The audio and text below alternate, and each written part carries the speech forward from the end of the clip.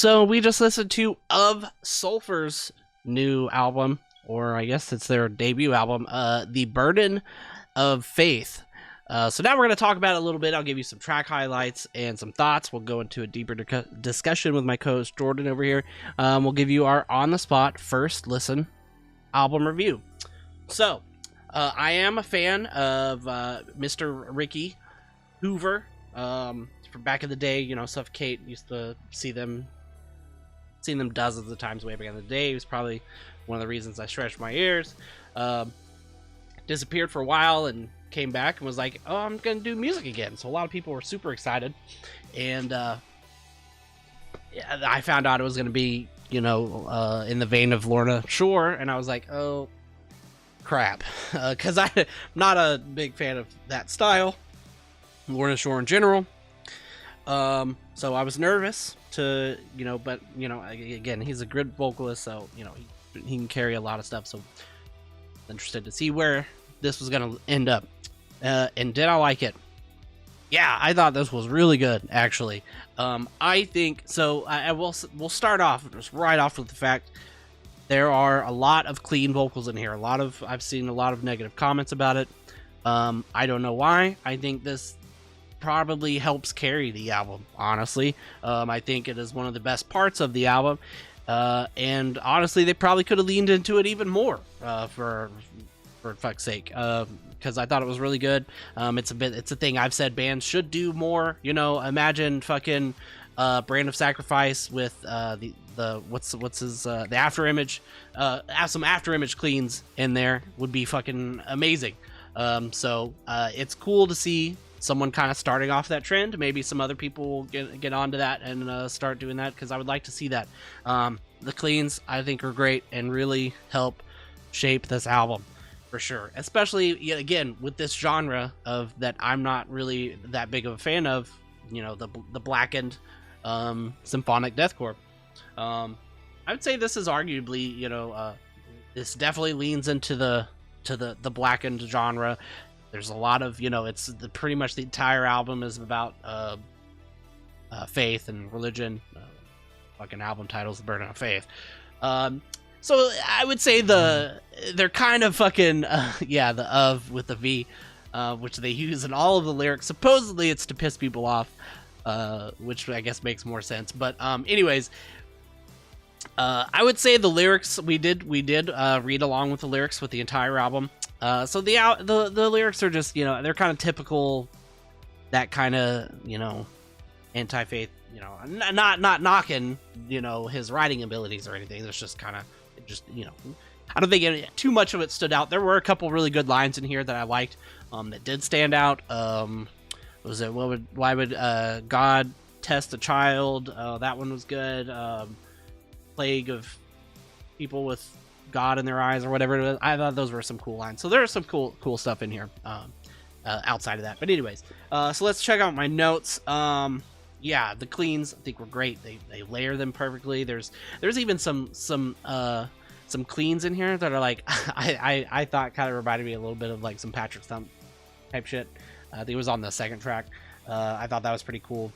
And let's see. Speaking of the vocals, they use the vocals, the clean vocals, sometimes as like a little transition. Like there won't be like a full. It's not just choruses. They do have a lot of choruses here with the clean vocals, but they also have some parts where it's just like, you know, so they're doing the whole deathcore thing. He'll say like a line or two with the clean vocals, and then it'll like transition into something else. So they use it as kind of like a tool also in different ways. So I thought that was really cool to see them do that as well. With one negative, it's not exactly a negative. They do kind of lend themselves to that whole third chorus thing. So it is kind of very structured for deathcore. They lean into that third chorus a lot on this album. However, when they do the third choruses, a lot of these third choruses are different. They do change up the third chorus. They'll usually layer some different types of vocals in there. They'll do a little transition into like a two-step or something in the middle of the transition, in the middle of the third chorus. So that is one gripe that I normally have. It's one pet peeve. I call it of third choruses, bands that just, you know, they rely on that.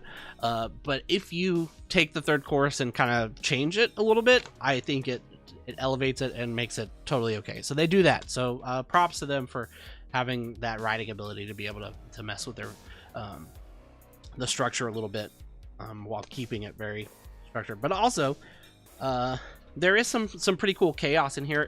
Their breakdowns, I really like their breakdowns. They have their breakdowns are very kind of dynamic. You know, yeah, they have like little, so they keep them, it's a very deathcore breakdown. So, you know, go slow, sludgy type shit.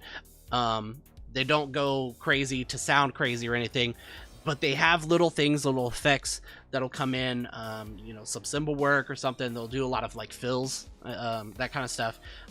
Just nice touches throughout all of the different breakdowns in here that kind of keep them feeling fresh while just, you know, while also just sounding heavy as shit. So it's like really cool to see them do that. And another thing about the breakdowns is you know, I'm gonna compare them to Lorna Shore. Lorna Shore's album was pretty good. I like the Lorna Shore album. My big gripe on Lorna Shore's album was that all of the melodic stuff and things that they were doing was the best parts of the album, and their breakdowns were very distracting. Like, it was just like, it would just come out of nowhere. It would just be really fucking slow, and Will would do some crazy shit, and it was just like, it didn't work for me. Here, I think they tie them very well. As you know, again, with the transitions and everything, they have really interesting ways of fitting the breakdowns in and making them feel like part of the song and the universe. I really like just the way they write this. I think it's really well written. Let's see, anything else? You do get some slight 808s in here. I like that. A couple of them hit really hard. A lot of them were just kind of, you know, just some little booms, but they did help fill out the space. And speaking of that, the drums, I think the drum is probably my favorite part of the album. They use the splashes and like just all kinds of different cymbal work really well. They're very present. Probably even more than like the snare and at sometimes might bother some people, I think, but I don't know. I really like that stuff. I think because we listened to an album last night where the cymbal work was a little too low, so to hear it really up in the mix here really helps it stand out, and I really like that on this. I think one of my favorite tracks was Earthen. That one was the one where Why Would God Test a Child, I believe. Again, it speaks to what I was talking about, how it does kind of feel like it gets kind of long with the third chorus. You're just like, okay, they're doing the third chorus again because it's a repeated kind of lyric, but then it also kind of changes it. It has a transition in the middle of the third chorus, and then you have this really cool breakdown at the end where they use kind of a piano in the background, which, you know, they do most of these songs because it's symphonic. But the piano's kind of like a fill in between the you know, the snare hits and everything of the breakdown. So it has this night. They use that silence to really focus on the background stuff that they use, the background pieces that they use of the symphonic stuff. So I really like that. So I think that's mostly everything. Oh, there's some solos in here. I think there were some really good solos. I feel like solos are really fitting for this style of music, so I kind of always expect them. They do have a couple teases of some solos. They'll just have like a lead come in for a second to kind of play with it, but then it just goes away. You're just like, oh damn, I thought they were gonna do a solo, and then they don't. But they do a couple of them here. So, you know, I was happy with that. And then the structure of the album, I think the intro of the song, or the first song, Stain and Rot, really huge song, really heavy, hard hitting, nice breakdown at the end. I think it was a perfect intro to the album. And then the outro, you know, you've got the female vocalists coming in right in the beginning. Lots of piano work. They work together. They do have both cleans at the end of the song with a big breakdown. Kyle from Body Snatcher, perfect album closer too. So I think, you know, overall I think they fucking killed it. I think this was a great album. So Jordan, what are you thinking of this? I think this is probably gonna be the best debut album of this year. Right. I thought it, yeah, like you know, there's not a lot of other bands, you know, newer bands that are releasing stuff for the first time this year that are getting like as much hype and coverage as this band, and I think it really lives up to it. They really, they really thought about these things, and they really uh, kind of, I think they took a look at everything that's popular in deathcore and just heavy music in general now, and they kind of instead of just going straight with those things and going straight Lornacore or straight like a Rising Empire or something where it's just like mostly singing and like poppy choruses and stuff, but they really took those elements and said, how can we take deathcore and further it and but still use all these elements, without becoming just another clone or just another band that's just not going to be, stick out. And so even though it's got Ricky's, kind of name to go off of, I think uh, this this still really delivered, other than him, like Michael said, the drums are really good on this. I think like just the amount of like unique like all the little like touches like with the pianos and like all the symphonic elements, um and then just like how they kind of like just kind of throw things at the wall, but it kind of like in strategic places, um like especially like you said, when there's like a breakdown and there's silence, they really use that silence to fill everything out. So I think that was really cool, and it keeps everything interesting and keeps the breakdowns from being just you know plain breakdowns, because at their base they are pretty like it's deathcore breakdowns. Like they feel kind of like early 2010s kind of deathcore breakdowns, but they've took all the like the negative space that would be there normally,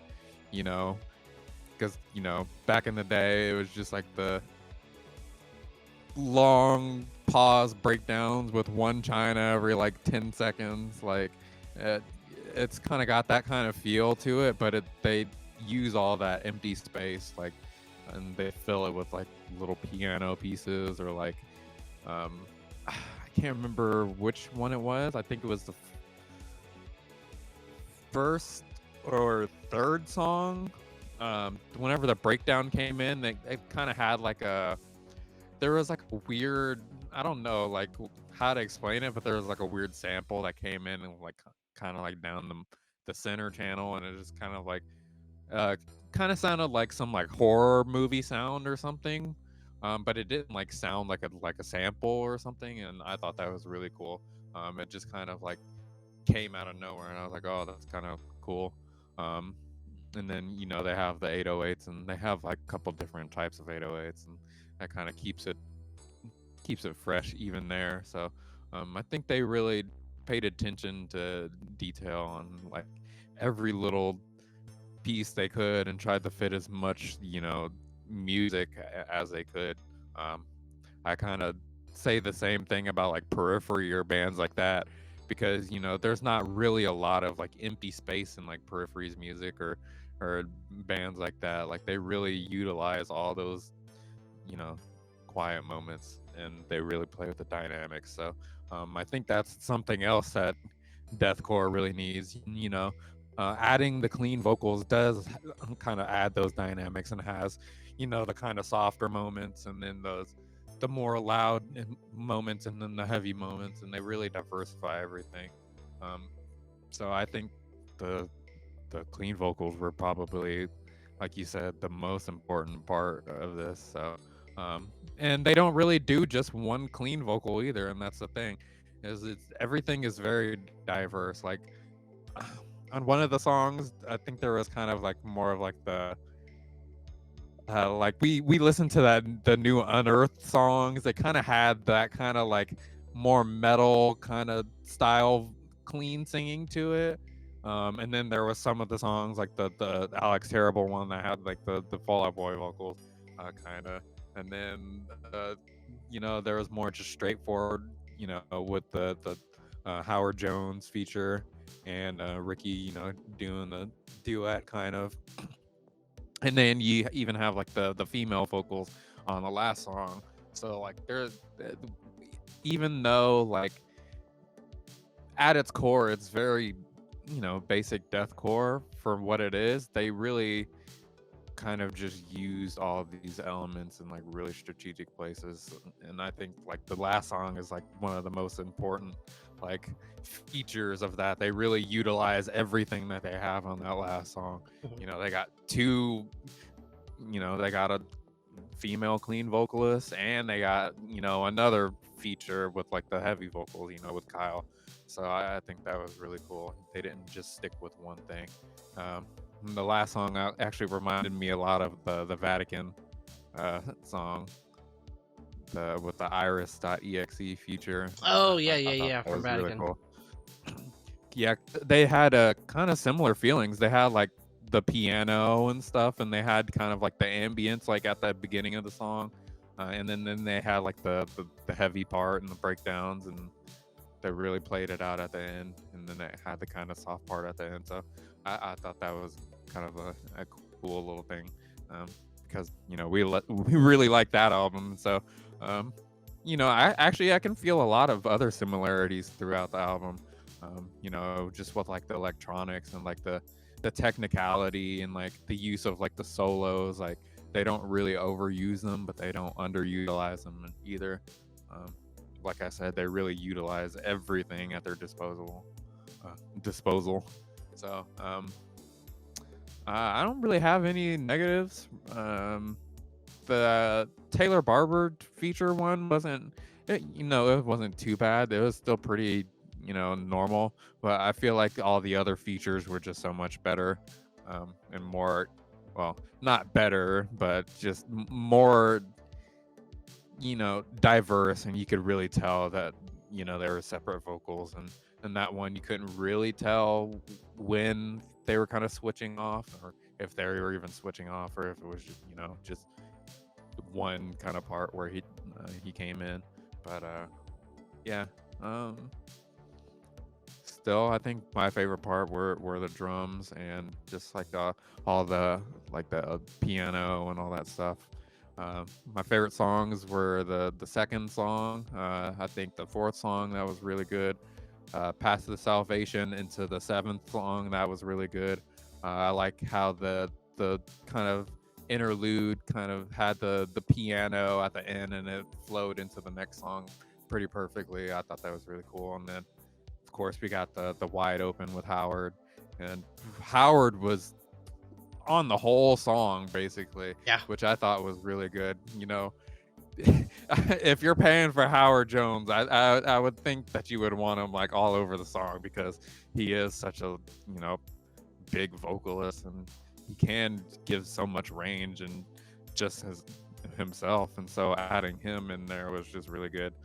And then the last song was also really good. Yeah. So you named like most of the songs. Yeah, You so just this is did. a really good album. All right. So what would you rate this?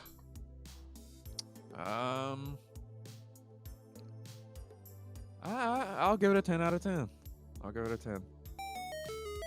Good, because I've given it a 10 out of 10 as well. I don't think there was any like, there wasn't exactly any wow moments that really just like was like, I was like, holy shit, you know. Other than the breakdowns, I honestly, the breakdowns on here were actually really good. Yeah. There wasn't like any emotional really thing on here. I could argue the one, you know, why would God test a child? Yeah, that one. Yeah, like I said, that seemed like a kind of just the lyrics, and it kind of seemed a little bit more personal to me. Yeah, that was my favorite song on here, along with, you know, the Howard Jones one. So yeah, I mean, just, you know, but still, like, even with that, like I said, I think the risks that they took here, you know, despite, you know, obviously there's still gonna be negativity because metalheads are fucking stupid. You know, the queens in here, but they fit. They make them fit. They make everything fit. Everything plays off each other very well. I think they just did great. So, you know, with all that, I think they deserve a 10 out of 10. And that's a first album. You know, this is debut. So, you know, I think this is a great fucking job of Sulfur and Mr. Ricky and all the other boys in the band. So good job.